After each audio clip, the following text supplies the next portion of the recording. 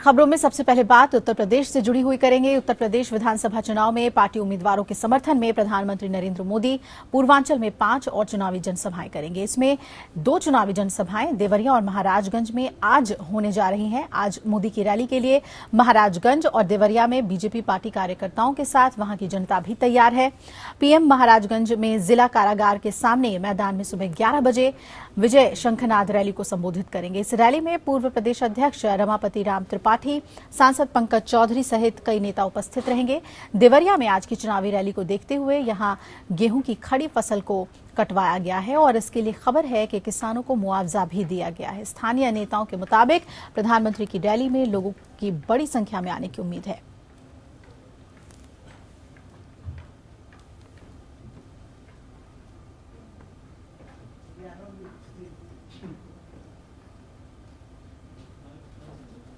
वहीं बीजेपी की ओर से आज मिशन पूर्वांचल पर गृह मंत्री राजनाथ सिंह सोनभद्र, आजमगढ़, मऊ, बलिया में जनसभाओं को संबोधित करेंगे। केंद्रीय राज्य मंत्री मनोज सिन्हा और भारतीय समाज पार्टी के राष्ट्रीय अध्यक्ष ओम प्रकाश राजभर आज आजमगढ़, गाजीपुर में जनसभाओं को संबोधित करेंगे। यूपी बीजेपी के प्रदेश अध्यक्ष केशव प्रसाद मौर्य आज चंदौली, गाजीपुर और जौनपुर में जनता से कमल का बटन दबाने की अपील करते नजर आएंगे। वहीं नई दिल्ली बीजेपी के प्रदेश अध्यक्ष मनोज तिवारी महाराजगंज, कुशीनगर, गोरखपुर और बलिया में जनसभाओं को संबोधित करेंगे। और इसके साथ आज कपड़ा मंत्री स्मृति ईरानी वाराणसी में महिला कार्यकर्ताओं के साथ एक अहम बैठक करेंगी। तो वहीं वित्त मंत्री अरुण जेटली काशी के व्यापारियों से मुलाकात करेंगे और विशाल व्यापारी में व्यापारियों को संबोधित करेंगे।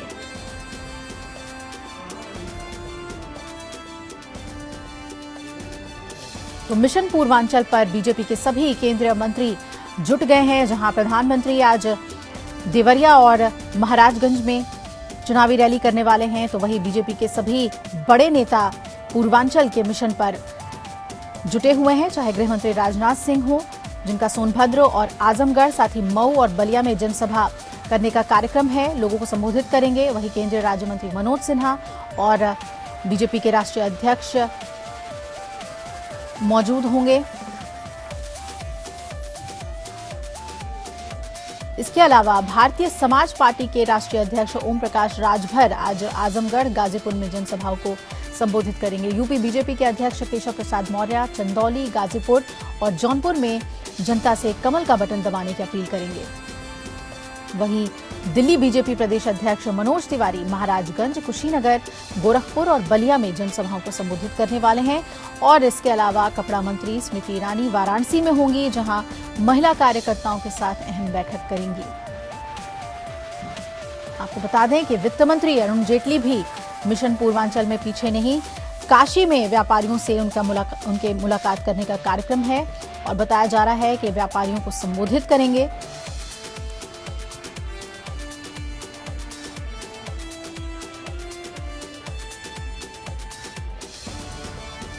तो बीजेपी ने पूरी ताकत अपनी झोंक दी है पूर्वांचल में वोटर्स को अपने पक्ष में करने के लिए। उत्तर प्रदेश के मिशन में पूर्वांचल एक अहम और निर्णायक भूमिका निभा सकता है और ऐसे में अगर बीजेपी को यहां बढ़त मिले तो स्थिति मजबूत हो सकती है। और इसी के मद्देनजर मिशन पूर्वांचल पर बीजेपी पूरी तरह से जुट गई है अभी अपने सभी सीनियर नेताओं के साथ।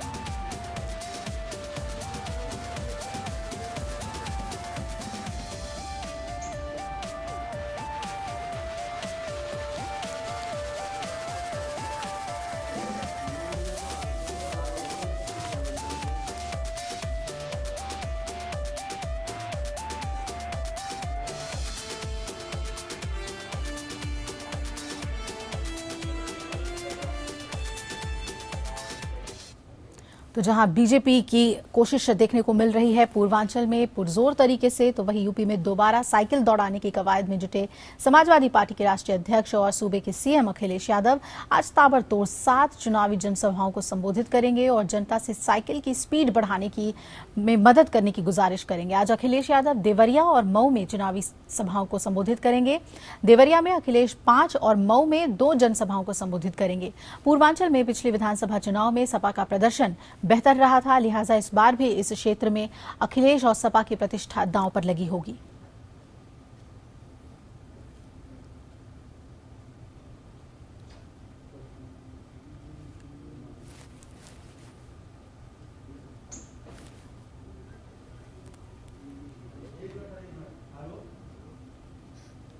तो सभी पार्टियों का ध्यान इस वक्त पूरी तरह से पूर्वांचल पर टिका हुआ है। जनसभा हो रही है और आज खुद कमान इसकी संभालेंगे मुख्यमंत्री अखिलेश यादव।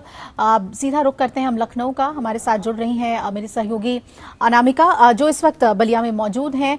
जानना चाहेंगे अनामिका आपसे कि पूर्वांचल के मिशन को अगर देखें तो समाजवादी पार्टी किस तरह से जोर लगाती दिख रही है, कितनी उम्मीदें उन्हें पूर्वांचल से? देखिए विलासा, पूर्वांचल में अगर बात की जाए तो यहाँ पर राजनीतिक दिग्गजों के साथ साथ बाहुबलियों की किस्मत भी दांव पर है। मुख्तार अंसारी से लेकर के अंबिका चौधरी, नारद राय, जो कभी समाजवादी पार्टी के साथ साइकिल चला रहे थे, वो अब पाला बदल चुके हैं। ऐसे में पूर्वांचल की लड़ाई बहुत ही दिलचस्प हो चुकी है। मुख्यमंत्री अखिलेश यादव आजमगढ़ हो, मऊ हो या फिर बलिया की 7 विधानसभा सीटों पर कल वो प्रचार करने के लिए आ रहे हैं, जनसभाएं करेंगे। तो अखिलेश यादव भी जानते हैं कि पूर्वांचल की राहें इतनी आसान नहीं है। वहीं दूसरी ओर बीजेपी की अगर बात करें तो ओम प्रकाश भर की पार्टी भाजपा से गठबंधन के बाद बीजेपी ने भी ये जाहिर कर दिया है कि कम से कम पूर्वांचल में वो किसी भी मुकाबले में पीछे नहीं हटना चाहती है, फिर चाहे उन्हें गठबंधन ही क्यों ना करना पड़े। और बीजेपी से गठबंधन के बाद भाजपा के बहुत सारे प्रत्याशी पूर्वांचल में मैदान में हैं और माना जाता है कि भाजपा का जो प्रभाव है वो पूर्वांचल की बहुत सारी सीटों पर सीधा सीधा पड़ता है। तो भाजपा हो या समाजवादी पार्टी हो, दोनों फाइट कर रही है। वहीं तीसरी ओर अगर देखा जाए तो मायावती ने इस बार मुख्तार अंसारी जैसे पूर्वांचल के बाहुबली को हाथी पर बिठाया है अपने साथ। तो यहां पर मायावती भी, चूंकि वो बलिया में मौजूद थी, वो आई हुई थी, उन्होंने संबोधन दिया अपना, यहाँ के जो भी प्रत्याशी हैं उनके लिए वोट की अपील की। तो लड़ाई त्रिकोणीय यहाँ पर भी दिखाई दे रही है।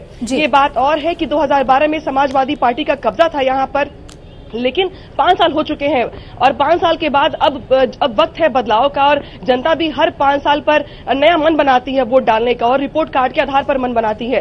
तो ऐसे में ये कह देना कि समाजवादी पार्टी का चूंकि 2012 में यहाँ पे प्रभाव था, कब्जा था, तो अपना इतिहास दोहराएगी, ऐसा कहना ठीक नहीं होगा। क्योंकि इस बार बीजेपी ने भी पूरी ताकत झोंक दी है अपनी, बीएसपी भी यहाँ पे पूरी लड़ाई लड़ रही है। समाजवादी पार्टी के दिग्गज नेताओं ने पाला बदल लिया है, तो वो भी समाजवादी पार्टी के लिए, अखिलेश यादव के लिए बेहद चिंता का विषय है। अखिलेश यादव से बहुत पहले जब ये सवाल पूछा भी गया था कि अंबिका चौधरी और नारद राय जैसे दिग्गज नेताओं ने समाजवादी पार्टी का साथ छोड़ दिया, तो उस वक्त अखिलेश यादव ने कहा था कि ऐसे लोगों के जाने से पार्टी पर कोई असर नहीं पड़ेगा।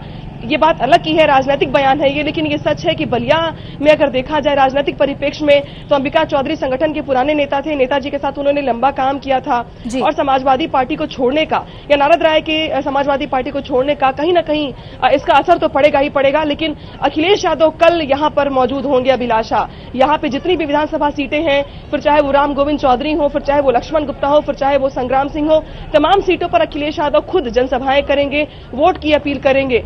तो लड़ाई पूर्वांचल की अब त्रिकोणीय हो चुकी है और अगर बलिया की बात करें तो सभी दिग्गज नेताओं ने यहाँ पे अपनी ताकत झोंक दी है। जी बिल्कुल, और जिस तरह की स्थिति है इस वक्त पार्टी में सीट दर सीट, जो जानकारी आपने दी, उसके बाद अगर हम बीजेपी की बात करें तो पूर्वांचल पे पूरा जोर बीजेपी का देखने को मिल रहा है। आज खुद प्रधानमंत्री चुनावी जनसभा करने वाले हैं देवरिया और महाराजगंज में। इसे लेकर कितनी आशान्वित है बीजेपी, किस तरह की स्थिति देखने को मिल रही है इस इलाके में? देखिए विलासा, बीजेपी में वैसे तो तमाम केंद्रीय मंत्री, सांसद, दिग्गज चेहरे प्रचार में उतरे हुए हैं, मैदान में उतरे हुए हैं, लेकिन आप ये चीज जरूर गौर करिए कि प्रधानमंत्री मोदी इकलौते ऐसे स्टार प्रचारक है बीजेपी के, प्रधानमंत्री भी हैं, चेहरा भी है बीजेपी का, जो हर राजनीतिक बयान का जवाब दे रहे हैं अपनी ओर से। तो ये यहाँ पे बेहद महत्वपूर्ण है कि फिर चाहे वो केंद्रीय मंत्री तमाम पूरे पूर्वांचल का दौरा कर रहे हो, लेकिन पीएम मोदी कहाँ कहाँ स्टैंड करते हैं, कहाँ कहाँ जा रहे हैं, वो ये ज्यादा महत्वपूर्ण है। परसों पीएम मोदी मऊ में मौजूद थे, मऊ में उन्होंने संबोधन दिया, देवरिया में वो आज जा रहे हैं। तो पीएम मोदी के लिए भी पूर्वांचल काफी महत्वपूर्ण है और बलिया से तो पीएम मोदी ने उज्ज्वला योजना की शुरुआत ही की थी। तो जो भी महत्वपूर्ण जिले हैं पीएम मोदी के जनसभा के लिए या फिर जहां से महत्वपूर्ण मैसेज जा सकता है, जैसे कि अगर मऊ की बात की जाए तो मऊ मुस्लिम बाहुल्य इलाका है और वहां पे पीएम मोदी का संबोधन कई तरह के संदेश देने का प्रयास करता है। वही दूसरी ओर अगर देवरिया देखें तो गोरखपुर से सटा हुआ देवरिया है, तो यहां पर अगर देखा जाए तो पीएम मोदी के दौरे भी वहां ही लगाए जा रहे हैं जहां से एक सकारात्मक संदेश दिया जा सके चुनाव को लेकर के। बीजेपी इस बात को बखूबी जानती है कि पूर्वांचल में भले ही ओम प्रकाश राजभर की पार्टी से उनका गठबंधन हुआ हो, लेकिन स्टार प्रचारक के तौर पर पीएम मोदी का संबोधन, पीएम मोदी के बयान और पीएम मोदी की भविष्यवाणी या जो जिस तरह के वादे वो कर रहे हैं, वो सबसे ज्यादा प्रभाव डालेगा पूर्वांचल की जनता पर, पूर्वांचल के वोटों के ध्रुवीकरण को लेकर के। लिहाजा पीएम मोदी की जो भी जनसभाएं लगाई जा रही हैं वो भी इसी लिहाज से ही लगाई जा रही हैं। वहीं मायावती की अगर बात की जाए तो मायावती के दौरे भी इसी लिहाज से लगाए जा रहे हैं जहां पे मुस्लिम बाहुल्य इलाके हैं या फिर जहां पे मायावती को लगता है कि बाजी मारने वाली स्थिति है, त्रिकोणीय लड़ाई है, तो मायावती भी नहीं चूक रही हैं कि एक बयान का जवाब देने में या फिर रैली को संबोधन देने में। तो अगर बात की जाए अभिलाषा, तो बीजेपी और बीएसपी या फिर समाजवादी पार्टी तीनों के ही जो दिग्गज है, मायावती, मुख्यमंत्री अखिलेश यादव, प्रधानमंत्री मोदी, तीनों ही अपनी जनसभाएं लगातार लगा रहे हैं और धुआंधार प्रचार कर रहे हैं। जी बिल्कुल, धुआंधार प्रचार कर रहे हैं। और क्योंकि बीएसपी की आपने बात की तो आपको बता दें कि मिशन उत्तर प्रदेश में जुटे तमाम सियासी दल और उनके नेता अब बाकी बचे 2 चरणों के चुनाव प्रचार में जुट गए हैं और इसी कड़ी में जनता का मन मोहने आज मायावती सोनभद्र में चुनावी रैली को संबोधित करेंगे। विधानसभा चुनाव 2017 मायावती और बीएसपी के लिए काफी अहमियत रखता है। मायावती लोकसभा चुनाव 2014 में मिली करारी हार के दाग को इस बार धोने की पूरी कोशिश कर रही हैं, क्योंकि अगर इस बार भी बीएसपी का प्रदर्शन नहीं सुधरा तो जमीनी और सियासी स्तर पर पार्टी की साख को करारा झटका लग सकता है। और अनामिका हमारे साथ जुड़ी हुई हैं। अनामिका, जैसा कि आप बता रही थी कि धुआंधार प्रचार बीएसपी भी कर रही है, एक जो बड़ी उम्मीद है पूर्वांचल में जो उन्होंने कार्ड खेला मुख्तार अंसारी को अपने पक्ष में करने का, ये कहा जा रहा था कि मुस्लिम वोट अगर पूर्वांचल में बीएसपी को ज्यादा मिलते हैं तो इसका फायदा पूरी तरह से होगा। क्या कैंपेनिंग में वो बात देखने को मिल रही है? देखिए अभिलाषा, ये बिल्कुल सच बात है कि 2014 में बीएसपी का जो हाल रहा, खाता भी नहीं खुल पाया। इसके बाद मायावती कहीं ना कहीं अंडर प्रेशर तो जरूर है कि 2017 में उनके लिए लड़ाई जो है वो बहुत ही महत्वपूर्ण है, क्योंकि 2017 के बाद ही जो राजनीतिक भविष्य है बीएसपी का कम से कम वो तय होगा। लिहाजा अगर आप देखें बीएसपी के टिकट वितरण को या फिर तमाम वो जो प्ले कार्ड्स खेले जा सकते थे जिसकी वजह से कम वोट उनके पाले में आ सके, वो बीएसपी की ओर से पूरा का पूरा प्रयास किया गया है। मुस्लिम वोटों के ध्रुवीकरण के लिए बीएसपी ने सबसे ज्यादा मुस्लिम कैंडिडेट मैदान में उतारे हैं। पूर्वांचल की अगर बात की जाए तो पूर्वांचल में मजबूत करने के लिए जिस अखिलेश यादव ने मुख्तार अंसारी के भाइयों को अपने से किनारा किया, उन बंधुओं को मायावती ने अपने पास सहारा दिया और मऊ, आजमगढ़ से लेकर के कुछ जिले ऐसे हैं जहां पे मुख्तार अंसारी का प्रभाव है। लिहाजा मुख्तार अंसारी के बीएसपी के साथ जुड़ने का मायावती को फायदा होगा मुस्लिम वोटों के ध्रुवीकरण में भी, और कहीं न कहीं कुछ जिलों में अपनी जो महत्वपूर्ण भूमिका है या जो अपने पैर जमाने हैं उस लिहाज से भी। तो मायावती के लिए 17 की लड़ाई बेहद महत्वपूर्ण है। और जो मायावती 2012 तक जो कहती थी कि चढ़ गुंडों की छाती पर मुहर लगाओ हाथी पर, 2017 में आकर के कम से कम उन्हें अब जो दाग है वो अच्छे लगने लगे हैं और मुख्तार अंसारी जैसे लोग उनके पाले में आ चुके हैं और अब उन्हें लगता है कि कम से कम मुस्लिम वोटों के ध्रुवीकरण में ये चेहरे उनके लिए बेहद कारगर साबित होंगे। और इसीलिए मायावती अपने हर मंच से अंसारी बंधु को या मुस्लिमों के लिए ज्यादा फ्रंट पर आ रही है। हालांकि ट्रिपल तलाक के मामले पे अभी भी मायावती कुछ बोलने से इनकार कर रही है, इस मुद्दे से पीछे हट रही है वो, लेकिन मुस्लिमों के अधिकारों के लिए वो ज्यादा आगे बढ़कर बात कर रही है। तो ये जरूर कह सकते हैं कि 17 की लड़ाई मायावती के लिए भी बहुत ज्यादा महत्वपूर्ण है राजनीतिक भविष्य के लिए। और अगर बात की जाए बीजेपी या बीएसपी या समाजवादी पार्टी से फाइट की, तो मायावती ने किसी से गठबंधन नहीं किया है, अकेले ही वो मैदान में है। भले ही उन्होंने अंसारी बंधु को अपने पाले में जरूर ले लिया हो, लेकिन वो शुरुआत से ही समाजवादी पार्टी के गठबंधन को, बीजेपी को लगातार बराबर हमला बोल रही हैं। तो कहीं न कहीं मायावती ये संदेश देना चाहती हैं कि बाकी लोगों को गठबंधन की जरूरत पड़ी, लेकिन इकलौती उनकी पार्टी ऐसी है जो अकेले अपने दम पर चुनाव लड़ रही है और इसका उनको फायदा मिलेगा, ऐसा उनको लगता है। हालांकि नतीजे बताएंगे कि जनता का पक्ष किसकी ओर जाता है और जनता किसकी ओर जाती है। चलिए अनामिका, बहुत बहुत शुक्रिया आपका हमारे साथ जुड़ने के लिए, विस्तार से पूर्वांचल में चल रहे चुनाव प्रचार पर जानकारी देने के लिए। इधर कांग्रेस भी मिशन पूर्वांचल में कोई कोताही नहीं बरत रही है। आज उसके तमाम नेता चुनावी दांवपेच लड़ाते नजर आएंगे। यूपी कांग्रेस प्रभारी गुलाम नबी आजाद आज गोरखपुर में जनसभा को संबोधित करेंगे, तो वहीं यूपी कांग्रेस अध्यक्ष राज बब्बर और सांसद प्रमोद तिवारी महाराजगंज में जनसभा करेंगे। और इसके साथ ही दोनों गोरखपुर में रामचौरा से पीपीगंज तक रोड शो करने वाले हैं और साथ ही राज्यसभा सांसद आनंद शर्मा भी आज गोरखपुर पहुंच रहे हैं। यहां वो स्थानीय कार्यक्रम में शामिल होंगे।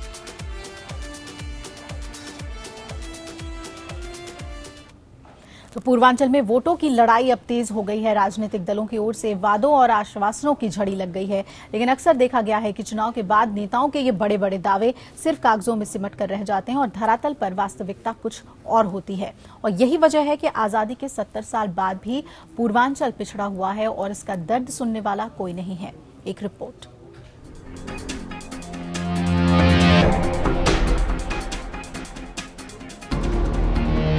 छठे और सातवें चरण का चुनाव गोरखपुर, आजमगढ़, वाराणसी और विंध्य मंडल के 89 विधानसभा क्षेत्रों में होना है। गंगा, सरयू, राप्ती, आमी, कुआनो, तमसा, रोहिन, कठिनाइयां गंडक जैसी नदियों और नेपाल, बिहार, झारखंड, मध्य प्रदेश और छत्तीसगढ़ जैसे राज्यों से घिरे इस अंचल में गरीबी और बेरोजगारी सिर चढ़कर बोलती है। नदियों की बाढ़ आती है तो माल असबाब तो बहते ही हैं, सपनों को भी चोट लगती है। फिर रोजी रोटी की आस में घर छोड़ने का सिलसिला किसी न किसी महानगर में जाकर रुकता है। पूर्वी उत्तर प्रदेश के इसी इलाके में भदोही की कालीन, बनारस की साड़ी, मऊ और मुबारकपुर की लुंगी, साड़ी और गमछे, कुशीनगर से लेकर गाजीपुर के नंदगंज की चीनी मिलों की बदहाली, कताई मिलों की बंदी ने रोजगार छीन लिया है। नए उद्योग धंधे लगे नहीं, लिहाजा काम की तलाश में लोग बाहर जा रहे हैं। यही इस इलाके की नियति बन गई है, जिसके चलते युवा पीढ़ी त्रासदी का शिकार हो रही है। युवाओं का गुस्सा सियासत पर है। पूर्वांचल के लोगों का आरोप है कि जनप्रतिनिधि बनने के बाद ज्यादातर लोग अपनी संपत्ति बढ़ाने में लग जाते हैं, इसलिए जनता माफिया और उनमें कोई अंतर नहीं कर पाती है। पंडित कमलापति त्रिपाठी, राजमंगल पांडे, वीर बहादुर सिंह और कल्पनाथ राय जैसे नेताओं के न होने की टीस इलाके में दिखती है। अब इस पूरे अंचल में कोई ऐसा नाम नहीं है जिसके बूते सर्वांगीण विकास के नारे को जमीन मिल सके। जानकारों का कहना है कि अंग्रेजी हुकूमत के दौरान ये इलाका विद्रोही रहा, इसलिए अंग्रेजों ने दबाया और आजादी के बाद सरकारों ने भी सुधि नहीं ली। 1962 में गाजीपुर के सांसद विश्वनाथ सिंह गहमरी ने पूर्वांचल की गरीबी का संसद में जिक्र किया तो प्रधानमंत्री जवाहरलाल नेहरू ने पटेल आयोग का गठन किया और उसकी सिफारिशों को लागू कराने की पहल भी हुई, लेकिन कारगर नहीं हुई।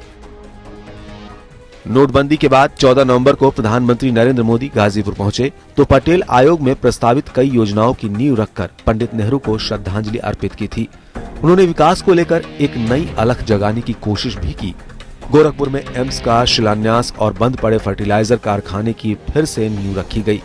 दूसरी ओर समाजवादी सरकार ने पूर्वांचल एक्सप्रेस वे की नींव रखी है। मुख्यमंत्री अखिलेश यादव इस एक्सप्रेस वे के जरिए सत्ता में वापसी का ताना बाना बुन रहे हैं। वो पूर्वांचल की सभाओं में इस एक्सप्रेस वे की चर्चा करना नहीं भूलते हैं। लेकिन स्थानीय लोगों का आरोप है कि पूर्वी उत्तर प्रदेश में शिलान्यास तो बहुत सी योजनाओं का पहले भी हुआ है, लेकिन चुनाव से पहले मतदाताओं को लुभाने के लिए ये कागजी प्रयास से ज्यादा कुछ नहीं होता है। चुनाव खत्म हो जाते हैं और मूलभूत समस्या जस की तस बनी रहती है।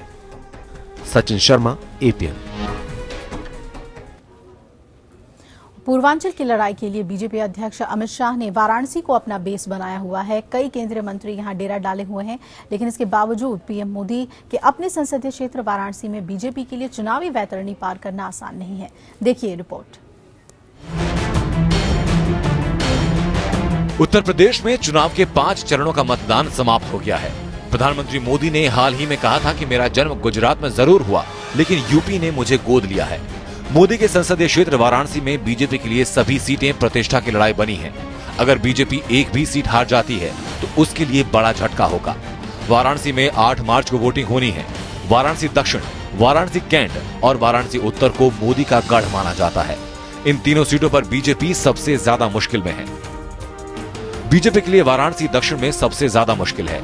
इस सीट के दायरे में काशी विश्वनाथ की गलियां, मंदिर, मस्जिद, गुदौलिया चौक, 41 घाट और बनारसी साड़ी के बुनकर रहते हैं।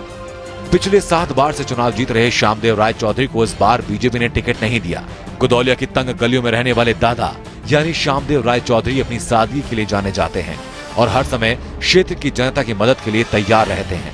और शायद यही वजह भी है कि 2007 में नए सिरे से सीमांकन हो जाने के बाद इस सीट में बड़ी संख्या में मुस्लिम वोटर जुड़ गए थे, लेकिन दादा की जीत में कोई बाधा नहीं पड़ी।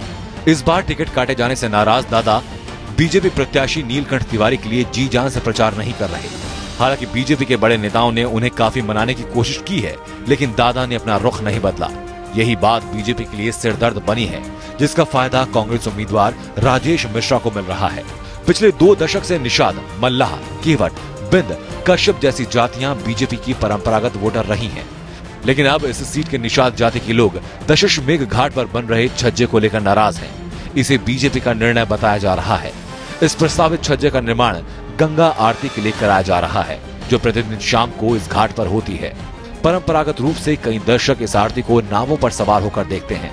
नाविकों का कहना है कि छज्जा बन जाने से उनकी रोजी रोटी पर संकट आ जाएगा। अन्य सीटों की बात करें तो वाराणसी कैंट में भी बीजेपी के पसीने छूट रहे हैं। पार्टी ने वर्तमान विधायक ज्योत्सना श्रीवास्तव के बेटे को यहां से उम्मीदवार बनाया है। 1991 से ये सीट श्रीवास्तव परिवार के पास रही है, लेकिन इलाके में विकास ना के बराबर हुआ और यही बात बीजेपी के खिलाफ जा सकती है। वाराणसी उत्तर में भी मुकाबला काफी दिलचस्प है। पिछली बार के चुनाव में निवर्तमान विधायक रविंद्र जायसवाल ने बीएसपी के सुजीत कुमार मौर्य को करीब 2000 वोटों के मामूली अंतर से हराया। इस बार फिर से रविंद्र जायसवाल के सामने मौर्य हैं, लेकिन कांग्रेस सपा गठबंधन के उम्मीदवार अब्दुल समद अंसारी जायसवाल को सबसे कड़ी टक्कर दे रहे हैं। अब प्रधानमंत्री मोदी को वाराणसी में बड़े अभियान की योजना के साथ उतारने की तैयारी है। मोदी को वाराणसी में उतारकर बीजेपी की पूर्वांचल में अपने प्रचार को रफ्तार देने की तैयारी है। पीएम मोदी 4 और 5 मार्च को वाराणसी में जनसभा करेंगे। वो 5 मार्च की रात वाराणसी में रुक भी सकते हैं। 4 मार्च की शाम को BHU एयरपोर्ट में उतरकर काशी विश्वनाथ के दर्शन करेंगे और फिर शाम 7 बजे रैली।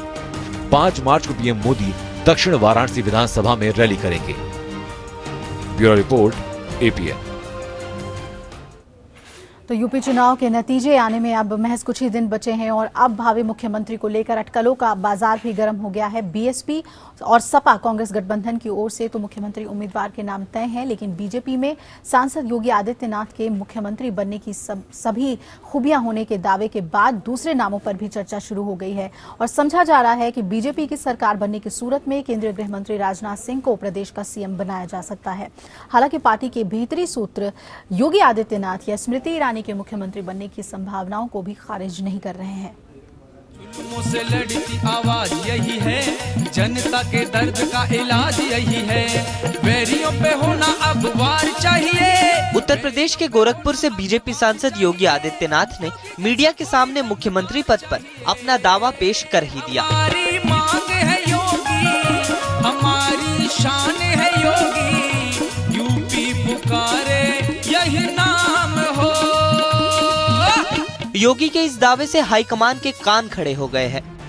बीजेपी नेतृत्व ने भारी कलह को ठंडा करने के लिहाज से ही भावी सीएम का चेहरा पेश नहीं किया था, लेकिन आदित्यनाथ इस बार अपना दावा छोड़ना नहीं चाहते। उनके समर्थकों ने तो गानों के जरिए बकायदा प्रचार भी तेज कर दिया है। श्री योगी योगी योगी, श्री योगी योगी योगी, जनता सीएम मांग रही है, श्री योगी योगी, जनता सीएम मांग रही है, श्री योगी योगी। आदित्यनाथ ने कहा है कि यूपी के सीएम बनने के लिए 3 योग्यताएं होनी चाहिए। अव्वल, उसे राज्य की सामाजिक, आर्थिक और सांस्कृतिक विशेषताओं को जानने वाला होना चाहिए। दूसरी योग्यता, यूपी के विकास के लिए एक रचनात्मक सोच उस व्यक्ति में होनी चाहिए। और तीसरी शर्त, हर नागरिक को सुरक्षा देने, राज्य को विकसित करने का जज्बा भी उसमें होना चाहिए। मांग रही है योगी योगी बोली है, गोरखपुर बड़े भागी है जो योगी योगी गाता है। योगी का दावा है कि उनमें तीनों योग्यताएं हैं, इसलिए यूपी का सीएम उन्हें ही बनना चाहिए। आदित्यनाथ की इसी आक्रामकता की वजह से उन्हें पार्टी की भारी भरकम चुनाव संचालन समिति से बाहर किया गया और पार्टी कार्यकारिणी बैठक में बोलने का मौका भी नहीं दिया गया। लेकिन पश्चिमी उत्तर प्रदेश से लेकर योगी की कर्मभूमि पूर्वी उत्तर प्रदेश तक आदित्यनाथ को स्टार प्रचारक के तौर पर जरूर पार्टी ने इस्तेमाल कर लिया। लेकिन पार्टी की सरकार बनने की सूरत में आला कमान की पहली पसंद राजनाथ सिंह ही है। हालांकि राजनाथ सिंह ने कहा है कि वो सीएम पद के दावेदार नहीं है। कुछ भी हो, आदित्यनाथ में अगर सीएम बनने की 3 खूबियां हैं, तो राजनाथ को पूरी 16 कलाएं आती हैं। राजनाथ सिंह हाल के दिनों में पीएम पर हो रहे जुबानी हमलों की कड़ी निंदा की थी। नोटबंदी को उन्होंने दृढ़ इच्छा शक्ति से लिया गया फैसला बताया था। साथ ही यूपी के मुसलमानों को भी पार्टी का टिकट न दिए जाने पर अफसोस भी जताया था। प्रधानमंत्री मोदी भी राजनाथ सिंह को अब दिल्ली से दूर रखना चाहते हैं। ठाकुर राजनाथ भी दिल्ली दरबार के बजाय यूपी के चीफ मिनिस्ट्री मिलने में अपनी भलाई समझ रहे हैं। पीएम ने अपनी रैलियों में कल्याण सिंह के कार्यकाल के कामों की तारीफ इसलिए करते नजर आ रहे थे। वो नहीं चाहते थे कि वक्त से पहले योगी आदित्यनाथ को इसकी भनक लग जाए और विरोध शुरू हो जाए। इसलिए ये भी कयास लगाए जा रहे हैं कि इन दोनों की होड़ में कहीं स्मृति ईरानी आगे न निकल जाए। समझा जा रहा है कि प्रियंका गांधी अगर पूरे दमखम से यूपी में चुनाव प्रचार में उतरती तो उनके मुकाबले स्मृति ईरानी को सीएम के चेहरे के तौर पर उतारने की तैयारी थी। लेकिन 2019 के आम चुनाव के मद्देनजर भी स्मृति ईरानी को विस्मृत नहीं किया जा सकता। योगेश सोमकुंवर, APN। अटल पहचान है योगी। और इन सब के बीच बीजेपी का एक खेमा पार्टी में मुस्लिम प्रत्याशियों के ना होने का रोना रो रहा है। वहीं बीजेपी के बयान बहादुर और उन्नाव से सांसद साक्षी महाराज ने मुसलमानों को लेकर फिर आग उगली है। चुनावों के दौर में विवादित बयानों का दौर थमने का नाम नहीं ले रहा है। प्रधानमंत्री नरेंद्र मोदी ने कुछ दिन पहले फतेहपुर में अपनी एक रैली में हिंदुओं के लिए श्मशान की कम जगह का मुद्दा उठाया था। अब इस मसले में उन्नाव के बीजेपी सांसद साक्षी महाराज ने घी उड़ेल दिया है। उन्होंने कहा कि अब समय आ गया है कि सभी का अंतिम संस्कार जलाकर ही होना चाहिए, फिर चाहे वो सन्यासी हो या मुसलमान।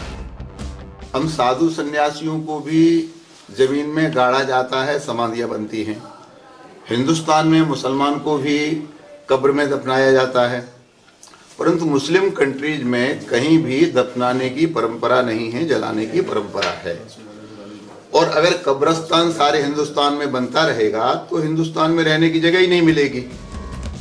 साक्षी महाराज ने ये भी कहा कि देश में करीब 20 करोड़ मुसलमान हैं। अगर सबकी कब्र बनी तो उनके लिए जगह कहां से आएगी। साक्षी महाराज का ताजा बयान बीजेपी के लिए असहज स्थितियां पैदा कर सकता है। साक्षी महाराज के बयान पर विपक्षियों ने तीखी टिप्पणी की है। चुनाव में ऐसे वातावरण तैयार करना, लोगों को भड़काना, वोट को पोलराइज करना और एक ही समाज को इकट्ठा करने के लिए जो विचार प्रकट करना वो करते जा रहे हैं, लेकिन अल्टीमेटली इसका देश के लिए नुकसान होगा। साक्षी महाराज ने जनवरी में भी देश में जनसंख्या विस्फोट के लिए विशेष समुदाय के लोगों को जिम्मेदार बताया था।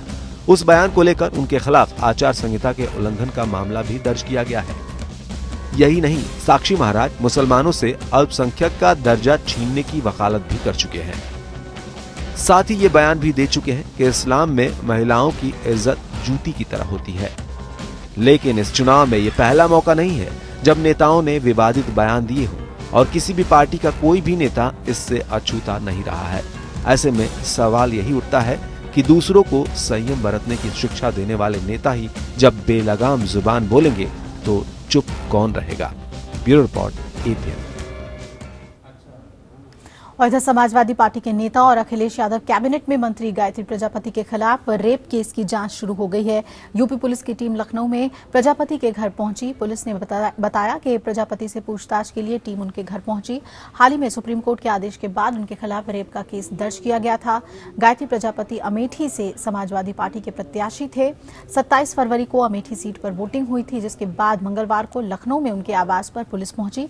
माना जा रहा है कि प्रजापति के खिलाफ जल्द कार्रवाई भी हो सकती है। अभी तक संपर्क नहीं हो पाया है। तो गिरफ्तारी मतलब उम्मीद करें जल्दी हो जाएगी, क्योंकि वो किसी तरीके से अपनी जो पूछताछ है उसको टाल रहे हैं। सबूत आएंगे, गिरफ्तारी होगी। यूपी के साथ ही मणिपुर में भी 4 और 8 मार्च को विधानसभा चुनाव होने हैं। इसके लिए सभी दलों ने पूरी ताकत लगा दी है। सोमवार को प्रधानमंत्री नरेंद्र मोदी ने इम्फाल में चुनावी रैली को संबोधित किया, तो मंगलवार को कांग्रेस उपाध्यक्ष राहुल गांधी और बीजेपी अध्यक्ष अमित शाह ने भी यहां जनसभाएं की। मणिपुर में होने वाले विधानसभा चुनाव को लेकर कांग्रेस और बीजेपी ने कमर कस ली है। मणिपुर में बीजेपी को अच्छे दिन की उम्मीद है, तो कांग्रेस एक बार फिर सरकार बनाने के लिए सत्ता के संघर्ष में उलझी है। प्रधानमंत्री नरेंद्र मोदी के बाद अब कांग्रेस उपाध्यक्ष राहुल गांधी ने ईस्ट इम्फाल में चुनावी रैली को संबोधित किया।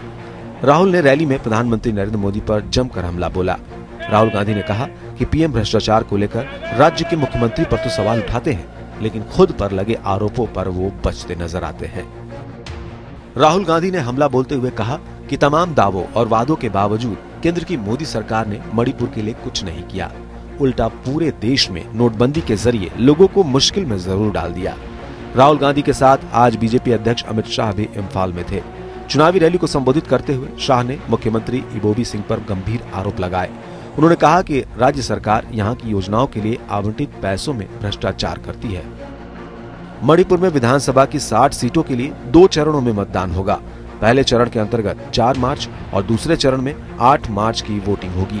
वर्तमान विधानसभा का कार्यकाल 18 मार्च को खत्म हो जाएगा। Bureau report, APN।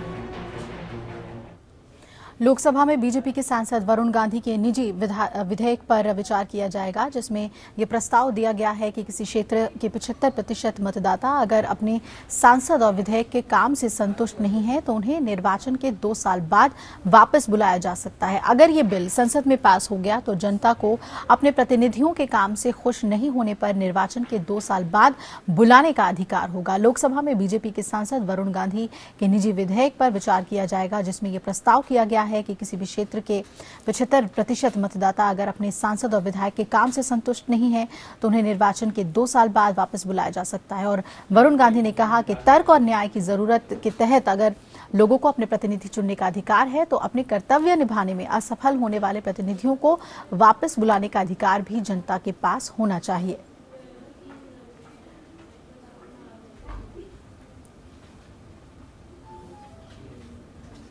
आज से जब आप अपने खाते से पैसे निकालेंगे या जमा करेंगे तो आपको भारी फीस बैंक को अदा करनी होगी। बैंक के इस कदम के पीछे की वजह डिजिटल ट्रांजैक्शन को बढ़ावा देना बताया जा रहा है। डिजिटल ट्रांजैक्शन को बढ़ावा देने के मोदी सरकार की मुहिम के तहत ग्राहकों को बैंकों से अपने ही पैसे निकालने के लिए मोटी फीस देनी होगी। ये नियम 1 मार्च 2017 यानी आज से ही लागू हो गया है। देश के दूसरे सबसे बड़े प्राइवेट बैंक HDFC ने अपने सेविंग्स और सैलरी अकाउंट होल्डर्स के लिए ये कदम उठाया है। बैंक की वेबसाइट पर दी गई जानकारी के मुताबिक 1 मार्च से जब आप अपने खाते से नकद पैसे निकालेंगे या जमा करेंगे तो आपको भारी फीस बैंक को अदा करनी होगी। देश के सबसे बड़े प्राइवेट बैंक ICICI की बैंक की वेबसाइट पर भी इस संबंध में जानकारी दे दी गई है और बैंक की वेबसाइट के मुताबिक 4 ट्रांजैक्शन से ज्यादा करने पर मिनिमम 150 प्रति ट्रांजैक्शन देने होंगे। इस लिस्ट में तीसरा बैंक एक्सिस बैंक है जो एक्स्ट्रा कैश ट्रांजैक्शन लिमिट दे रहा है। इसके तहत 5 कैश ट्रांजैक्शन या 10 लाख रुपए तक का ट्रांजैक्शन फ्री है। उसके बाद के दूसरे बैंकों की तरह ही चार्ज लगेंगे।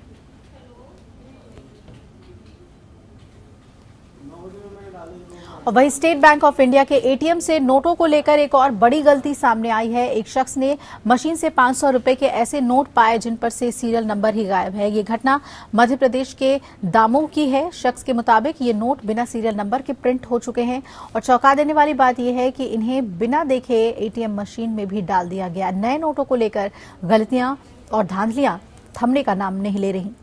हाल ही में दिल्ली में SBI के ATM से चिल्ड्रन बैंक ऑफ इंडिया का 2000 का नोट निकला था और ATM से ऐसा नोट मिलने पर देश का सबसे बड़ा बैंक सवालों के घेरे में है।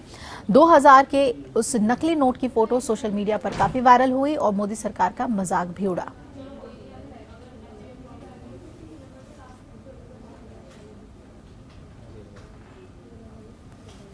रामजस कॉलेज में हुई हिंसक झड़प के बाद दिल्ली विश्वविद्यालय में सियासी दंगल जारी है। ABVP की तिरंगा यात्रा के बाद लेफ्ट से जुड़े छात्र संगठनों ने विरोध मार्च निकाला। इस बीच गुरमेहर कौर को लेकर सोशल मीडिया पर टकराव का दौर जारी है। हालांकि ABVP के खिलाफ अभियान छेड़ने वाली गुरमेहर खुद को मुहिम से अलग कर चुकी हैं।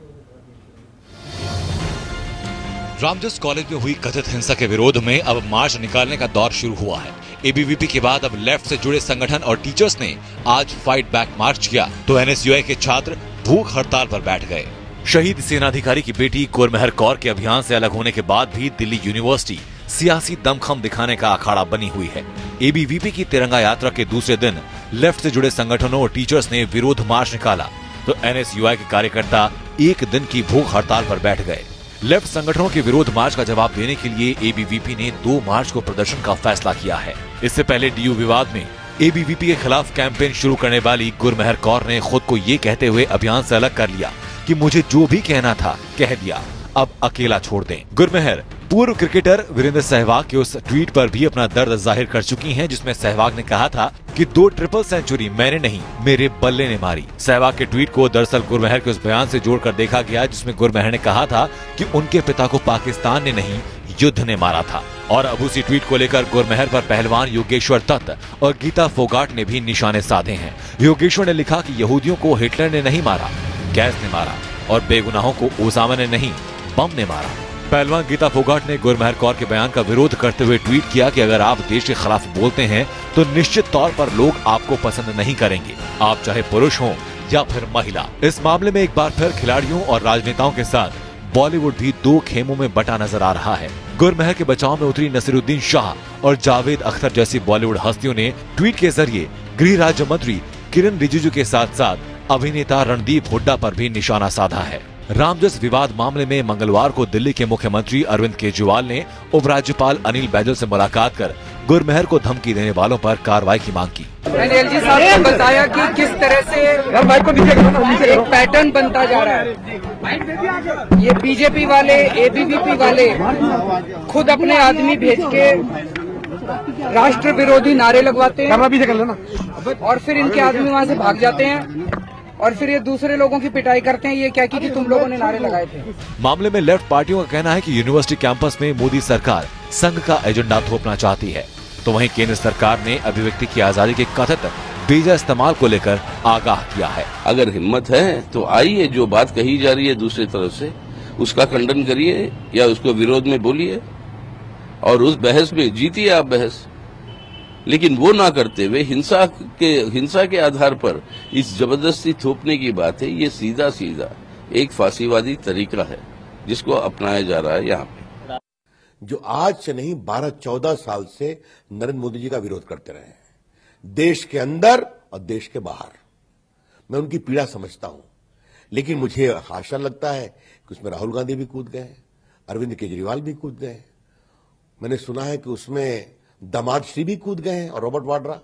अब इससे बड़ा कौतूहल कोई नहीं हो सकता है। गुरमेहर कौर ने रामजस कॉलेज में हिंसा के बाद I am not afraid of ABVP मुहिम शुरू की थी। राष्ट्रद्रोह के आरोप का सामना कर रहे जेएनयू के छात्र उमर खालिद को एक सेमिनार में आमंत्रित किए जाने को लेकर यहां एबीवीपी और लेफ्ट के छात्र संगठनों के बीच हिंसक संघर्ष हो गया था। सवाल है कि डीयू में तनाव का ये मौजूदा दौर कहां जाकर खत्म होगा। अनिल सिंह के साथ सुमंत कुमार, एपीएन दिल्ली। बात करेंगे उत्तराखंड की, जहां स्वाइन फ्लू का मामला सामने आने के बाद स्वास्थ्य विभाग में हड़कंप मचा हुआ है।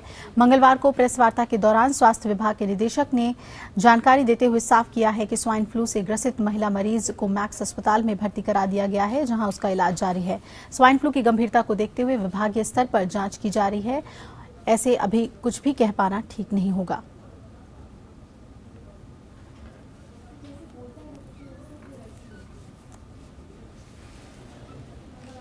महिला में ये पॉजिटिव पाया गया है। हमारे राज्य से अभी तक 15 सैंपल हमने एनसीडी को एनआईसीडी को भेजे हैं, जिनमें से केवल एक ही पॉजिटिव आया है। बाकी सैंपल 11 तो निगेटिव हैं और कुछ की रिपोर्ट आनी बाकी है। केवल एक केस हमारे राज्य में हुआ है और ये महिला कुछ दिन पहले पुणे गई थी और संभवतः वहीं से इनको संक्रमण हुआ और अन्य किसी व्यक्ति में भी ये संक्रमण नहीं पाया गया है। इस पे और ज्यादा जानकारी लेते हैं देहरादून में मौजूद हमारे संवाददाता योगेश सेमवाल से। योगेश, स्वास्थ्य महकमे की तरफ से क्या सतर्कता बरती जा रही है स्वाइन फ्लू के मद्देनजर? जी बिल्कुल, प्रदेश में जिस तरह से एक मामला स्वाइन फ्लू का सामने आ चुका है, तो वहीं डेंगू के मामले भी पिछली बार बहुत ज़्यादा आए थे। तो इस बार जो है सतर्कता जो बरतने की बहुत ज़रूरत है स्वास्थ्य विभाग को। वहीं हम जब नगर निगम की बात करते हो, नगर निगम को भी जो है इसमें जल्दी से जल्दी जो है पिछली बार जिस तरह से डेंगू के मामले सामने आए थे देहरादून में, उस तरह से अगर इस बार मामले सामने आए तो एक बड़ी चिंता का विषय हो सकता है। तो इससे निपटने के लिए फॉगिंग की जो व्यवस्था है उसको शुरू करने की जरूरत है। बहुत बहुत शुक्रिया योगेश आपका पूरी जानकारी देने के लिए। उधर झारखंड के कल्याण मंत्री लुईस मरांडी आज बीजेपी कार्यालय में कार्यकर्ता दरबार लगाएंगे। दरअसल मुख्यमंत्री रघुवर दास के निर्देश पर सरकार और संगठन के बीच की दूरी को कम करने के लिए सरकार के मंत्रियों ने बीजेपी प्रदेश कार्यालय में कार्यकर्ता दरबार लगाना शुरू किया था। कार्यकर्ता दरबार तो शुरू हुआ, लेकिन दूसरे दिन ही कार्यकर्ता दरबार में मंत्री नहीं पहुंचे, जिसके बाद आज से फिर कार्यकर्ता दरबार लगेगा, जिसमें मंत्री कार्यकर्ताओं की समस्याओं को सुनेंगे और उस पर कार्रवाई करेंगे।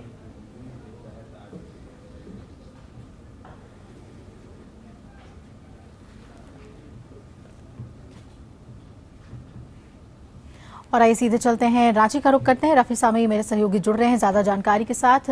रफी, जानना चाहेंगे आपसे किस तरह से बैठक की जाएगी ताकि संगठन और सरकार के बीच दूरी कम हो? जी, झारखंड की अगर खबरों की बात करें तो आज राजधानी रांची में भारतीय जनता पार्टी के मुख्यालय में मंत्रियों का कार्यकर्ता दरबार आयोजन किया गया है।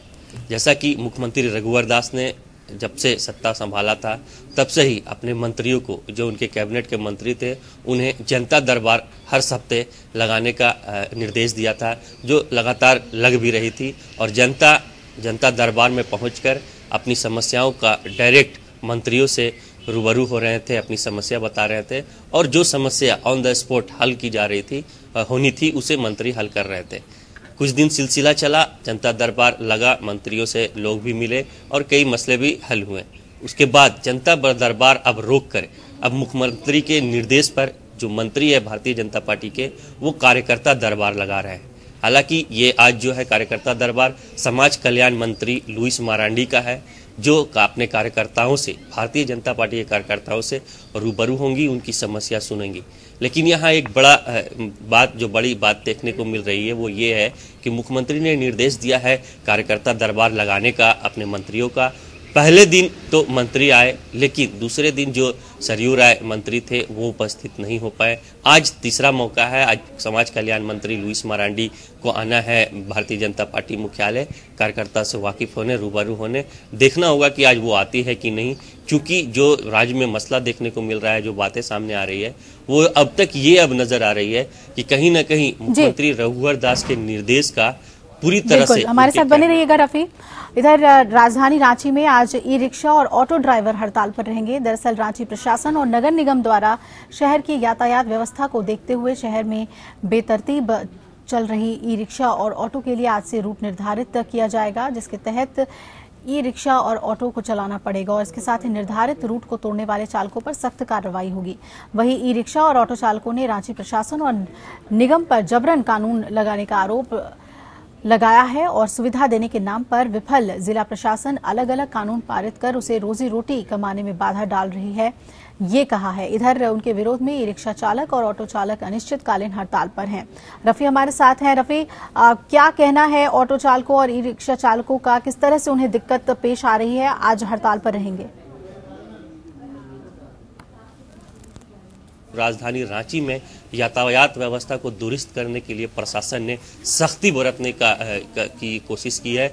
ई रिक्शा जो चल रहा था रांची में, डीजल ऑटो जो परमिट लेस था, उसे आज से बंद कर दिया गया है। उनका रूट दूसरा चेंज कर दिया गया है, जिससे काफ़ी खफा है ई रिक्शा चालक, ऑटो चालक। उनका कहना है कि सरकार बिना नियम लागू किए हुए, बिना सोचे समझे हुए किसी तरह का भी रूट निर्धारित कर देती है, तो उनसे उनकी रोजी रोटी में नुकसान होगा, उनके पेट में लात माराएगी, जिसे लेकर के आज वो स्ट्राइक में, यहाँ से निश्चितकालीन स्ट्राइक में। यहाँ सबसे बड़ी बात जो है वो ये है कि ई रिक्शा और ऑटो के सहारे राजधानी रांची का, या यूं कहें झारखंड की आधी आबादी निर्भर करती है अपनी मंजिल तक पहुंचने के लिए। चलिए, बहुत बहुत शुक्रिया आपका रफी, हमें पूरी जानकारी देने के लिए। आज ऑटो चालक और ई रिक्शा चालक हड़ताल पर रहेंगे रांची में।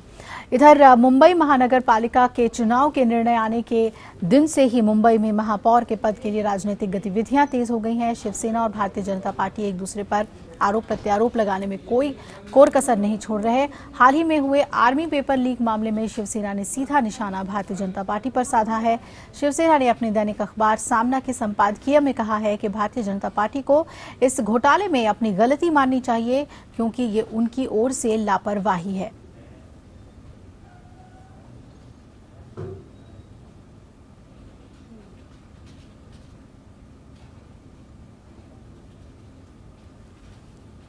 और कुशल हमारे सहयोगी जुड़ रहे हैं इस पर ज्यादा अपडेट के साथ। कुशल, किस तरह से और भी ज्यादा अब तल्खी देखने को मिल रही है शिवसेना और बीजेपी के बीच में?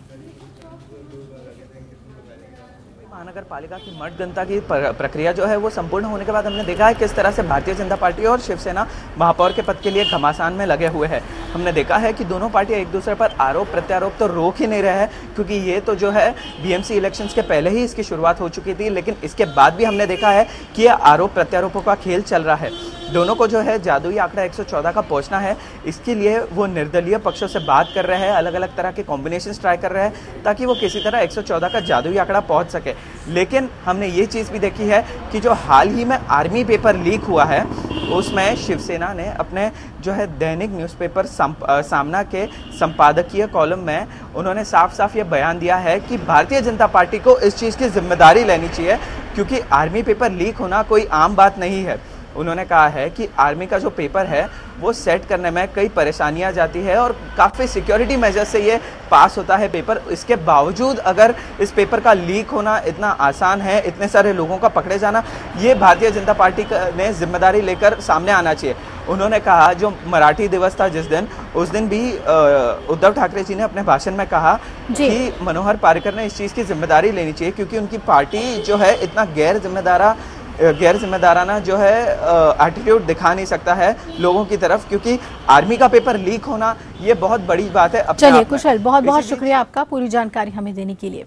इधर T20 ब्लाइंड क्रिकेट विश्व कप विजेता भारतीय टीम के सदस्यों ने बीते दिन मंगलवार प्रधानमंत्री नरेंद्र मोदी से मुलाकात की और पीएम मोदी ने टीम को बधाई दी और भविष्य के लिए शुभकामनाएं दी। आपको बता दें कि APN ने सबसे पहले अपने स्टूडियो में टीम का सम्मान किया था और टीम की सफलता पर एक विशेष कार्यक्रम भी किया था, जिसमें टीम की मूलभूत समस्याओं का भी जिक्र हुआ। T20 ब्लाइंड क्रिकेट विश्व कप विजेता टीम के सदस्यों से मुलाकात के दौरान प्रधानमंत्री नरेंद्र मोदी ने टीम को इस उपलब्धि के लिए बधाई दी और भविष्य में और बेहतर करने की शुभकामनाएं दी। प्रधानमंत्री ने टीम के सदस्यों के विशेष कौशल की सराहना की और कहा कि उनकी उपलब्धि से दिव्यांगों को प्रेरणा मिली है। आपको बता दें कि APN ने 22 फरवरी को खास कार्यक्रम हम किसी से कम नहीं में T20 ब्लाइंड क्रिकेट विश्व कप विजेता टीम से आपको रूबरू कराया था। हमने दिखाया था कि किस तरह सुविधाओं से वंचित रहने के बाद भी अपने बुलंद हौसलों के दम पर इन खिलाड़ियों ने विश्व पटल पर देश का नाम रोशन किया। बेसिक स्ट्रगल जो शुरू से हम लोग करके आ रहे हैं कि प्रैक्टिस का प्रॉब्लम है, हम लोगों का इंफ्रास्ट्रक्चर का डेवलपमेंट नहीं है, कोई स्टेट में कोई एकेडमी नहीं है ब्लाइंड क्रिकेट के लिए, कोई ग्राउंड नहीं है, कोई स्टेट गवर्नमेंट ने अपने स्टेट एसोसिएशन को या तो सेंट्रल गवर्नमेंट ने हमारा कैबी को उसका कोई ईयरली कोई ग्रांट नहीं है।